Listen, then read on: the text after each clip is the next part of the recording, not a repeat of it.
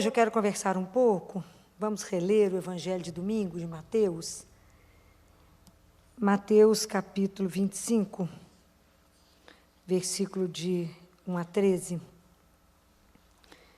Naquele tempo disse Jesus a seus discípulos esta parábola. O reino dos céus é como a história das 10 jovens que pegaram suas lâmpadas de óleo e saíram ao encontro do noivo. 5 delas eram imprevidentes e as outras 5 eram previdentes. As imprevidentes pegaram as suas lâmpadas, mas não levaram óleo consigo. As previdentes, porém, levaram vasilhas com óleo junto com as lâmpadas. O noivo estava demorando e todas elas acabaram cochilando e dormindo. No meio da noite ouviu-se um grito: o noivo está chegando, ide ao seu encontro. Então as 10 jovens se levantaram e prepararam as lâmpadas. As imprevidentes disseram às previdentes: dai-nos um pouco de óleo, porque nossas lâmpadas estão se apagando. As previdentes responderam: de modo nenhum, porque o óleo pode ser insuficiente para nós e para vós. É melhor irdes comprar aos vendedores.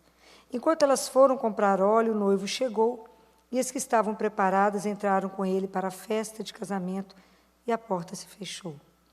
Por fim, chegaram também as outras jovens e disseram: Senhor, Senhor, abre-nos a porta. Ele, porém, respondeu: em verdade eu vos digo, não vos conheço. Portanto, ficai vigiando, pois não sabeis qual será o dia nem a hora. Palavra da salvação. Quando a gente escuta essa palavra de Deus, claro que em cada um de nós vai chegar de uma forma, né? Mas Jesus, ele usa o pano de fundo de um casamento judaico, que estava todo mundo acostumado com aquela rotina, para nos fazer um alerta. Reduzir isto que Jesus falou à nossa hora da morte é reduzir demais. É reduzir muito isso. Não é isso, né? Na verdade, isso aqui é um convite. Jesus sempre coloca as coisas de uma forma muito inteligente, né? Eu acho que quando a gente lê isso, a gente precisa se perguntar: como é que eu estou como cristão? Porque aqui é um convite a ter uma vida em vigilância. Porque como é que Jesus pode falar conosco, a gente ficar atento, porque não sabeis o dia nem a hora, se ele disse assim: eis que estarei convosco todos os dias. Então ele já está conosco. Então ele já está. Mas como é que eu tenho levado a descoberta dessa caminhada com ele? Se eu já tomei consciência que eu sou cristã, se eu tomei consciência que ele disse: eis que estarei convosco, como é que eu tenho caminhado? Eu caminho ignorando essa presença ou eu caminho na presença? Acorda. Então, às vezes, a gente escuta, ou converte, ou encontra com Jesus, tem um encontro maravilhoso com ele, a gente quer que todo mundo tenha, e a gente vive aquele fogo e apaga. Porque nós estamos vivendo um momento que o ser humano tem muita dificuldade de manter a emoção, a animação, sempre. A gente só quer viver o novo. Então, você descobre que tem alguma coisa nova, todo mundo corre em direção ao novo, sem saber muito bem o que aquilo traz. Vocês observam na alimentação. Um dia banha de porco mata, outro dia salva. Um dia o óleo de coco mata, outro dia descobriu que ele não presta para nada. E o trem vai e volta, o povo vai no bando. Ninguém para. Porque nós não toleramos uma coisa que é fundamental, que se chama arte da espera. Esperar hoje em dia virou uma coisa que ninguém dá conta mais. Fala que você tem que esperar. Eu sei que é péssimo esperar dentro de consultório. Eu confesso, não quero que ninguém me espere, mas é inevitável. Você nunca sabe quando vai entrar só uma amigdalite ou vai entrar um distúrbio psiquiátrico. Para você resolver naquela consulta de pediatra. Você nunca sabe quando o menino entra e fala de filó, eu vou suicidar, com 10 anos de idade. Ou uma criança que é com dor de ouvido. Então, um vou gastar 5 minutos, outro vou gastar 2 horas e não vou acabar. Então, a espera acontece. Mas nós não sabemos mais o que fazer da espera. Numa era onde tudo eu quero é instantâneo. Então, o miojo, que eu chamo de quinojo, faz instantâneo. Então, eu pego uma comida que eu já passo, pago, já pego no fim e como. Então, eu não espero por nada. Como é que eu vou esperar com alegria, com emoção, aquele que ainda está demorando demais dá conta. São Paulo falou, olha, até foi bom aquela turma já ter ido, não fazemos diferença nenhuma, né? Porque daqui a pouco nós também vamos. São Paulo, tem 2000 anos. Então, na verdade, isso quer dizer para nós que Jesus pode demorar para fazer esse encontro definitivo. O que não pode demorar? O que não tem mais tempo de espera? A nossa conversão. Compreendem? Ele pode demorar o tempo que quiser. Ele é o dono de tudo. Nós é que temos que tomar atitude e mudar de atitude. Entender que esperar não é assim tão ruim. Porque esse tempo de espera, na verdade, é um tempo que eu tenho que tomar para mim. É um tempo que para mim pode ser meu tempo de ser. É um tempo para me maturar. É um tempo para eu poder me reencontrar. Quanto tempo que nós estamos perdidos. Nós estamos vivendo situações que a gente não tem mais tempo de refletir. Porque a gente tem pessoas trabalhando até quase ser extenuado. Até acabar. Mas nós estamos vivendo essa correria como se na verdade, por que a gente não tem coragem de assumir o que eu vou dizer? Mas a gente não quer esperar, porque na verdade eu não posso perder tempo. Porque lá no fundo, nessa época onde eu acho que eu sou super bacana, super moderna, quase uma central de tecnologia, sei tudo ligado em tudo, conectado em tudo, sou cada vez mais dependente, cada vez mais frágil. E às vezes não tem a noção, a gente tem um medo nessa era toda. Será que, na verdade, nesse tempo todo, será que de verdade, no final, vai ter alguém que me espera? Será que Deus é de verdade? A gente tem coragem de assumir isso, não.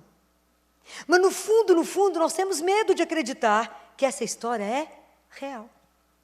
Então, por isso a gente adia a conversão. Não, mas vai que não é de verdadeinha mesmo, eu vou perder essa oportunidade. Vou viver isso, depois eu converto amanhã. Então, hoje eu peco, amanhã eu converto. Hoje eu peco, amanhã eu converto, mas nunca. Eu estou falando mentira? Não. É porque no fundo, a gente não crê que Deus é uma pessoa. Que todo esse lado espiritual é real. Que isso não acaba porque eu não vejo.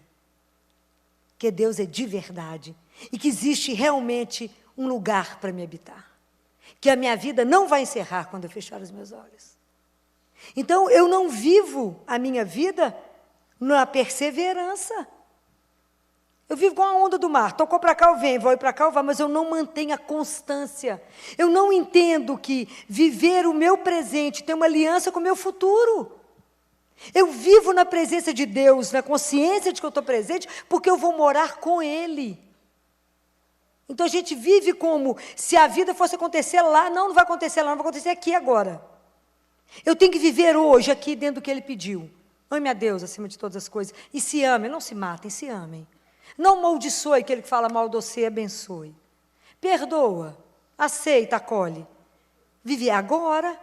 Mas se eu tenho uma consciência que eu vivo na presença de Deus, quanta coisa você vai deixar de fazer? Ou você vai fazer no capricho, vai estar de olho aqui. Então, quanta coisa você vai cultivar, você vai prestar atenção. Mas eu tenho que ter uma coisa que chama perseverança. Segundo São Tomás de Aquino, perseverar é manter esse estado de constância, de firmeza no bem. Mas eu preciso de ter perseverança e constância. A constância é diferente da perseverança, porque é tudo que vem para poder me impedir de ser perseverante. São quantas coisas exteriores que te impedem de chegar. Hoje eu achei que eu não chegava. Por fim, vocês estão achando que eu estou brincando? Meu secretário foi para a sala da minha irmã da Jaca, ajoelhou e falou com Jesus, misericórdia, filho, não chega lá.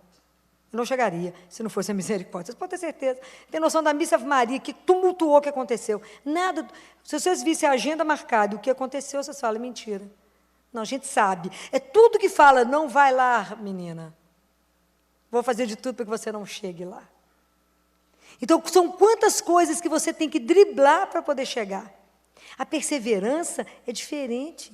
Porque quantas dificuldades a gente vai ter no caminho, porque nós fizemos uma opção de caminhar com Jesus. O caminho de Jesus é estreito. Ó, que você está doido para falar da roupa da vizinha, você vai ter que segurar a língua. Jesus falou, não pode falar mal do outro, você dobra a língua, reza, enche a boca de água, vai levando. Porque não tem um assunto que rola mais que a fofoca? Não tem. Não tem. Quantas pessoas já chegaram perto de você até o dia de hoje e falaram assim, como é que está a sua vida espiritual? Ninguém. E você já perguntou isso para alguém? Ah, tá vendo? É um assunto que não rola, morre ali. Hoje eu fiz isso com os residentes, eles quase morreram. Como é que está a vida espiritual de vocês? Quase morreram, choraram, foi uma luta. Acorda. Acorda. Estai atentos, vigilantes. O que é vida? Fomos convidados para uma vida na presença de Deus, que já é aqui agora. Eu caminho na presença de Deus. Ele está ao lado de cada um de nós, possibilitando milhões de oportunidades. Mas que consciência eu abri para isso? Então, perseverar, estar na perseverança, eu tenho que lutar na verdade, não é de tempos em tempos, alguma estação. Não, é o dia inteiro, de minuto em minuto. Eu tenho que lutar primeiro contra mim mesma. E a preguiça que reina? Vão rezar, ai, estou na preguiça. Vão fazer isso, quem sabe amanhã. A gente tudo passa para amanhã. Vão à missa, a gente começa a rezar o terço hoje, não, segunda-feira. A gente começa a rezar, a gente muda tal data, a gente está sempre adiando, vai que não chega segunda. Mas tudo a gente adia estar na presença de Deus. Eu fico tentando entender por quê. Porque não cremos que Ele é de verdade. Não cremos. Porque o dia que isso for uma verdade absoluta na sua vida, que você tiver certeza absoluta que Ele está conosco, conforme Ele prometeu, eis que estou convosco todos os dias. Ele não deu dia santo, feriado? Deu? Não deu? Nem um dia. Eis que estou convosco todos os dias. E a gente caminha como se Ele não existisse. A gente caminha de costas para o amor. De costas. A gente mal pede opinião, mal pede uma bênção, mal conversa. Então, é hora de acordar, sim. É de acordar, sim. Para poder entender que a minha perseverança, eu tenho que lutar o dia inteiro, é contra mim mesma. Eu tenho que lutar, é comigo. Para que eu possa permanecer nesse caminho, porque eu sei que esse caminho é minha aliança com o meu futuro, para onde eu vou. Eu só mantenho porque eu espero, porque eu sei que meta eu tenho, para onde eu vou. Enquanto você não sabe para onde você vai, você bate daqui, dali, você perde o caminho. Mas o dia que você sabe que a sua meta é Jesus, é voltar para a casa do Pai, o seu caminho inteiro tem que ser um dia de cada vez para voltar para a casa do Pai. Então não tem sentido um dia você caminha, outro dia não caminha, um dia crê, outro dia não crê. Um dia fala, hoje eu tenho fé, minha fé está abalada. E o povo vai assim, no rolo. Acorda, nós temos que ter constância com Deus, nós temos que ter fidelidade a Ele, nós temos que permanecer. Porque a gente fica achando que no mundo, o contrário da esperança seria desespero. Mas não é. Vou contar para vocês 4 situações, vocês vão ver como é que isso está infiltrado em nós. O contrário da esperança, porque a esperança da eternidade, da vida eterna, não é só para mim não, é para todos. Deus nos fez para viver eternamente com Ele no jardim, é porque a gente não tem dimensão, tanto que tem é bom. Já falei isso, vou repetir. É porque Deus levou um homem para conhecer o céu, foi Paulo. Se tivesse levado uma mulher, estava todo mundo enlouquecido para ir embora. Mas como Ele levou um homem, o homem ficou tão atordoado que não percebeu as coisas direito. São Paulo falou, os olhos não viram, o ouvido não ouviu, ninguém consegue pensar. Se tivesse mandado Madalena, a gente sabia os detalhes da sopa de todo mundo lá em cima. Mas mandou um homem. Aí o povo fica aqui na dúvida, será que esse negócio é verdade? Será que esse povo alucina? Mas é verdade. Será que o Deus que eu creio é verdadeiro? Então as pessoas vão perdendo a esperança. E a desesperança, ela vai instalando na nossa vida sutilmente. Sutilmente. Delicadamente ela vai chegando. A primeira é que a gente vai criando um estado, às vezes, de tristeza. Tristeza profunda. As pessoas acham que não tem razão para nada. Você vai encontrando pessoas amarguradas, mal-humoradas. Não tem porquê para nada. Acha a vida sem porquê, sem razão. Então, é melhor a vida me leva. A vida vai me levando. A vida leva eu, não tem uma música assim? A vida me leva não, eu que levo ela. Diferente. Ou a pessoa, ela entra num estado que ela não confia nem nela mesma. Ela desconfia de tudo, de Deus, então, completo. Não confia no outro, não confia em si. E não tem força de lutar contra ela mesma. Não acredita em nada. Então ela cai no ceticismo. Ela fala, é assim mesmo. Vai levando a vida. Não tem confiança em absolutamente nada. E as pessoas que você encontra, que elas têm um cansaço vital, assim. Não é o cansaço porque trabalhou que é normal. Não, vive morta. Vão, fulano, estou morto. Vão, fulano, estou morto. Está sempre cansado. Quantas pessoas vocês encontraram que estão sempre morto, sempre cansado? Não tem energia para nada. Não é que não... Todo mundo tem problema. O que acontece com essas pessoas que elas não têm energia para? Não tem. Então, falta nas pessoas essa coragem. São pessoas que se encontram e falam com vontade de injetar vida. E aí, nisso aí está a raiz do medo e das pessoas não terem coragem de fazer mais nada na vida. Então, elas ficam paralisadas. Paralisadas. Sem esperança, aquela vida bem mais ou menos. Vão fulano faz isso, vai dar errado. Sabe aquele povo pessimista? Que só tem um olhar que tudo vai dar errado. Nada, tem as pessoas, que é o quarto grupo de pessoas, que não acreditam, não conseguem tirar nada bom de nada, só vê o lado ruim de tudo que acontece. Aconteceu isso, aí podia ser pior. Vai ser pior, você está sabendo? Não. Vai ser muito pior. É aquela pessoa que só vê o lado ruim de tudo, você fica até pesado, né? Que as pessoas que parecem que carregam todo o container do mundo nas pernas. Arrasta, ó vida, ó céus, ó tédio, ó. Que a luta. Isso, qual que é a raiz disso? É claro que um tanto de coisa pode fazer isso, mas tem uma causa. Chama falta de vida interior. Não tem a consciência da presença de Jesus. Quer que te dá energia para fazer qualquer coisa. Você corre noite e dia e nem cansou. Com o fôlego do Espírito, quem te cerca? É diferente. Mas como é que essa vida interior vai acontecer se eu não cuidar? Cadê meu azeite que não é nutrido? Por que uma não deu para a outra? Não é egoísmo, não. É porque você não pode viver a sua vida com a minha vida interior. Você não pode viver as situações com a minha experiência, mas é com a sua. Então, nós cristãos temos que acordar, porque eu tenho que nutrir a minha vida todos os dias. O dia que você não nutriu, você ficou desnutrido. Pode guardar isso que eu estou falando com vocês. Então, tem um filósofo completamente ateu, agnóstico, que ele fala que às vezes o homem, mas essa frase dele é fantástica, que ele fala que o homem, ele parece muito forte, tem uma aparência bacana, isso ele é ateu.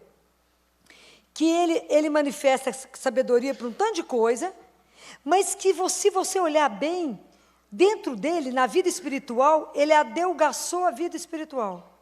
É aquela vida espiritual fininha, ele pensa num osso de osteoporose, que é a coisa que está acabando. Fino que cai e quebra. Então as pessoas têm estrutura para quê? Nem uma brisa. Compreendem? O que faz a diferença em nós é a nossa vida interior. É o que faz a diferença em nós, é aquilo que te move. Porque se eu estiver a consciência que eu vivo na presença de Deus, vivo, aquele a quem eu clamo o dia inteiro, com quem eu falo, aquele que me alimenta. Então, se eu tenho essa consciência, é maravilhoso ver um cristão se alimentando todo dia.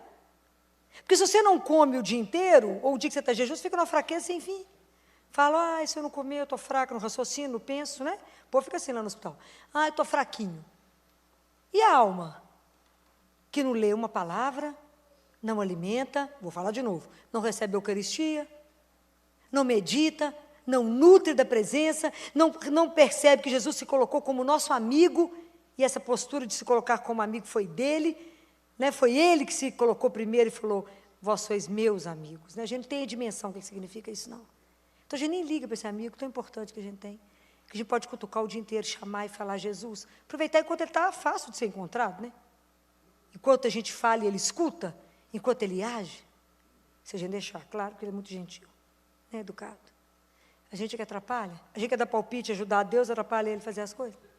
A gente vive querendo ajudar a Deus. Não, já que você está meio em dúvida, eu te ajudo. Atrapalha ele em tudo. Então, enquanto a gente não nutrir a nossa vida, como é que nós vamos caminhar? Como é que o nosso azeite vai poder gerar a luz? Como é que a nossa vida vai gerar luz para o outro? Como é que nós vamos iluminar quem está ao entorno? Como é que eu posso dar testemunho de um Deus com a minha vida apagada? Como é que eu posso falar de Jesus para alguém se ele está mais morto para mim do que sexta-feira da paixão? Ou nós começamos a assumir a nossa fé. Já falei isso 500 vezes aqui dentro. Nós temos que assumir a nossa fé de uma forma que a gente tem que pôr fogo no mundo, mas é o fogo do Espírito. Nós temos que levar coragem, esperança, força para os outros, ajudar as pessoas a caminharem, na esperança, na certeza, na alegria da presença de um Deus que é vivo. Com aquele Deus que você convive, Olha que espetáculo poder viver na alegria dele, porque tem uma companhia. Então a gente liga a rádio, faz um tanto de coisa, mas não conversa com quem está sentado do seu lado. Deixa para conversar com ele depois. Levanta de manhã e não reza, deita muito menos. E muito menos durante o dia. Então como é que você nutre? Como é que a sua vida vai estar? Não está. Aí ele chega e te pega de surpresa, ou a vida te chama para chegar. Hoje eu falei com os residentes. Se vocês forem chamados hoje, quem está com a vida pronta? Ninguém, né? Que é isso, Filó? Eu falei, ué, que é isso? Só que vocês têm 20 anos de idade, não pode morrer? Pode. Quem te dá garantia de quê? Então, como é que nós conduzimos? Como que nós conduzimos? A minha vida espiritual hoje, e a nossa vida espiritual determina a nossa vida. Porque o dia que a gente caminhar na fé, na presença de Deus vivo, a morte vai te dar medo? Não, ninguém nem quer tocar no assunto, né? Mas é claro que não. Ela não te dará medo, porque você está indo ao encontro do único, que é o Senhor. Você vai encontrar com aquele que você professa a fé a vida inteira. Você medo de quê você terá? De não ir. O medo que a gente tem é de não morrer, né? Eu vou ir embora para casa. Isso é tão diferente, né? Porque tem uma conversa de Santo Agostinho com a mãe dele, que é a Santa Mônica. Antes de Agostinho virar, né, santo, né? Ele era só bispo. E isso eu fico imaginando um livro de conversa de Agostinho com Mônica. Isso está no livro Confissões. E eles estavam conversando, e eles tiveram um momento de transe mesmo. E é onde eles saborearam a eternidade. Quando eles saíram do transe, eles estavam em Confissões, esqueci a página. Ela fala com ele assim, meu filho, depois que tudo que eu fiz na minha vida, que eu saí da África e vim te acompanhar até Milão, era como se fosse a sombra da misericórdia de Deus acompanhando Agostinho. Foi porque eu não podia morrer sem ver a sua conversão. Tudo que eu queria ver na minha vida era você cristão, Agostinho. E agora que você é um cristão, não tem mais nada na vida que me interessa. Eu não tenho gozo em estar aqui. Eu quero ir. Olha o dia que a gente desejar isso, que delícia. Por enquanto eu falo esse assunto, o povo quer sumir de mim quando eu falo esse assunto. Porque aí, Filó, que assunto que é esse? Mas vai querer ir. Eu gostaria de ir, porque eu já não tenho mais nada aqui. Muito bem, eles iam voltar para a África. Ele, o irmão e a mãe iam voltar para a África. E aí, uns dias antes deles embarcarem, a mãe dele, Mônica, adoeceu gravemente de malária. Gravemente. E aí ela viu que estava muito grave, e os filhos estavam naquela angústia, como é que faz, né? Leva a mãe, morre no caminho, enterra a mãe na África, enterra a mãe em Milão, como é que faz? Nós vamos para lá, deixa a mãe aqui. Ela olhou para eles e falou assim, vocês estão com medo? Espetacular, né? Conversa de quem tem fé é outro assunto mesmo. Olhou para os filhos e falou assim, vocês estão angustiados, com medo de me enterrar aqui e ir embora? Olha o que ela fala para ele. Vocês acham que existe alguma coisa que pode ficar longe de Deus? E vocês estão preocupados com medo de que Deus esqueça onde eu estou enterrada e não venha me buscar para a ressurreição? Não se preocupem. Pode voltar para a África em paz. Se lembrem de mim todos os dias, apenas diante do altar de Deus. Olha que caminhada você chegar num estágio desse de conversar diante da sua morte. Você está com medo de quê? Você acha que Deus não vai saber onde é que eu estou? Você acha que Ele vai me esquecer? Olha a certeza da caminhada dessa mulher. Quisera a gente chegar perto da unha do pé dela. Uma caminhada de fé. Mas isso exigiu de Mônica constância. Exigiu dela uma vida de espera, que ela rezou 20 anos para Agostinho converter. Ela não fez uma Ave Maria, desistiu, não. 20 anos de oração diária, tanto que ela virou santa, para rezar pela conversão dele. E nós devemos as orações e as lágrimas de Mônica, porque nos deu Santo Agostinho santo, né? Ninguém acreditava nisso. Mas foi a constância dessa mulher. Ela esperou. Na demora de Deus, ela esperou. Ela tinha tanta certeza do que ele podia fazer, que ela esperou por ele. Tanto que a conversão também foi algo que fez dele um santo, né? De profundo, né? Pecador para um santo, quase que é o primeiro doutor da igreja, um santo sem igual. Então é preciso a gente pensar nisso. Como é que eu estou levando a sério a minha vida espiritual? O convite é esse, o convite é conversão. Se a vida de vocês está uma vida espiritual morna, está na hora de ser sacudido, de lembrar aquilo que foi dito em Apocalipse. Você seja quente ou frio, se você for morno, eu te vomito. Acorda. Se a gente assumiu que crê em Jesus, assume a sua vida como aquela pessoa que crê. Não tenha vergonha de dizer o nome dele. Não recue quando alguém te questionar. Saiba dar razões para a sua fé. Não tenha medo de dizer, eu creio sim. Você não crê não? Que pena. Estou preocupado com a sua alma. Porque a vida não vai encerrar quando a gente fechar os olhos. Mas vocês não podem ter medo disso. Quando é que vocês não vão ter medo? De que vocês estiverem convencidos. Estiverem convertidos, não é? Que Deus é real. Que essa história toda que nos aguarda a cada dia é maravilhosa. Porque viver na presença de Deus já é um paraíso aqui. Com tudo que a gente tem que passar. É uma dupla espetacular, você e ele. Quem cerca? Ninguém. Não podemos ter esse medo. Então nós temos que estar atentos e estar cuidando sim. Porque muito mais, guardem uma coisa que eu vou dizer para vocês. Independente do que vocês acham sobre mim. Pode achar que eu faço isso, aquilo, ser bacana ou aquilo. O que tem que me preocupar, o que tem que te preocupar? O que Deus vê? E Deus é o único capaz de ver a minha vida interior e ver a sua vida. E é Deus que tem que gostar do que Ele vê. Não são as pessoas, porque a gente pode maquiar as coisas para as pessoas e as pessoas achar que a gente é muito bacana. Mas para Deus esconde o quê? Nada. Só Ele nos conhece nu. Então eu digo, às vezes as pessoas acham uma coisa bacana, eu falo, mas eu não sei se isso agradou o meu Pai.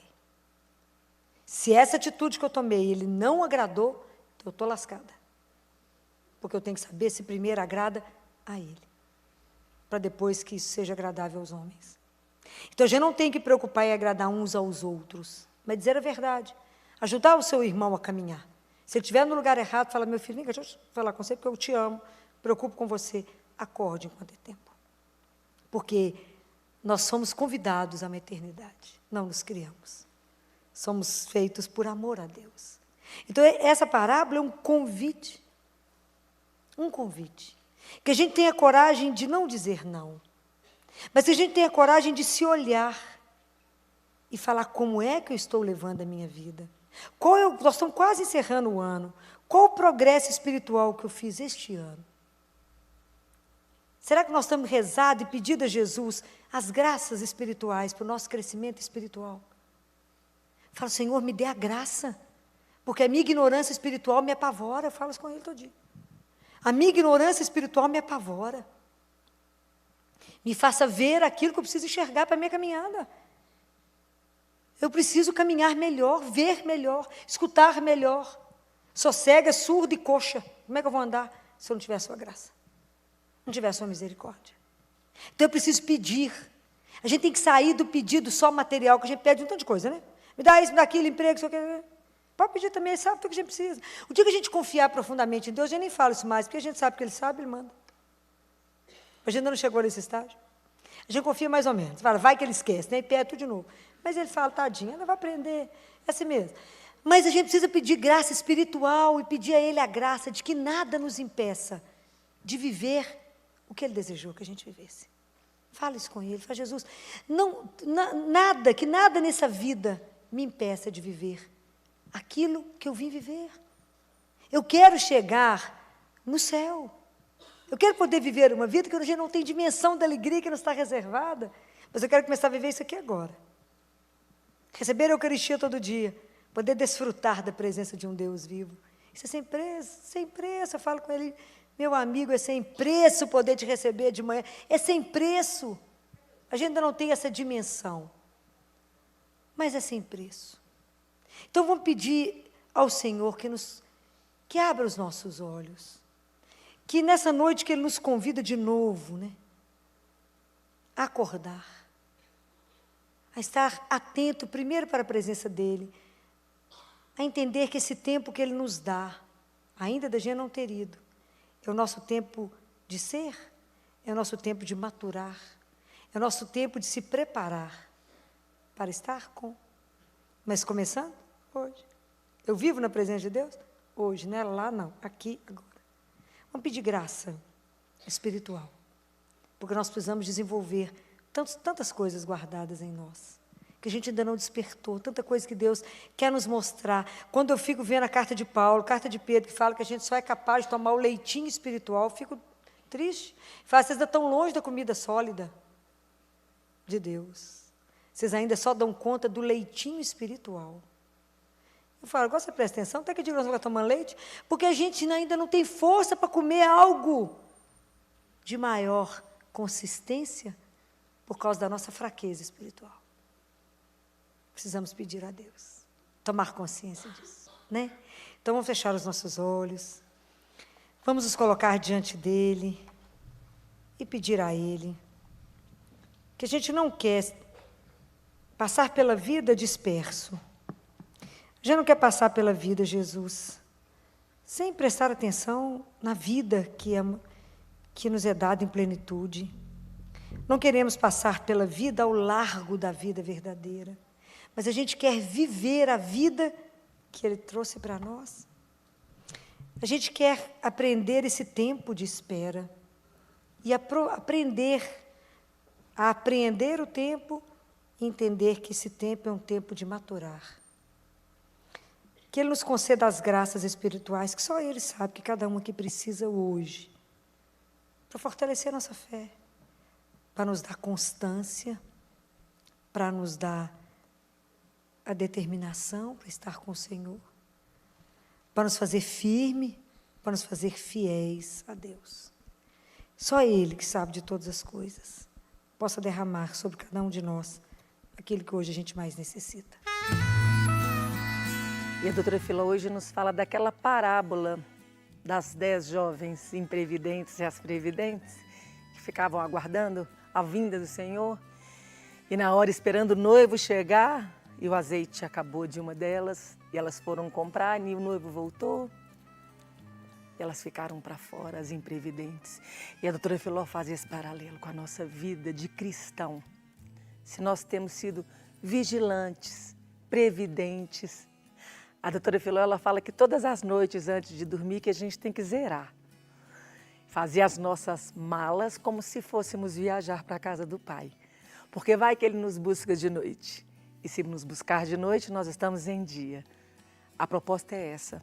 A proposta é que todos os dias tenhamos uma vida de vigilância, cuidando daquilo que o Senhor tem nos dado, cuidando de como que é a nossa vida de cristão, diante do mundo que a gente tem vivido.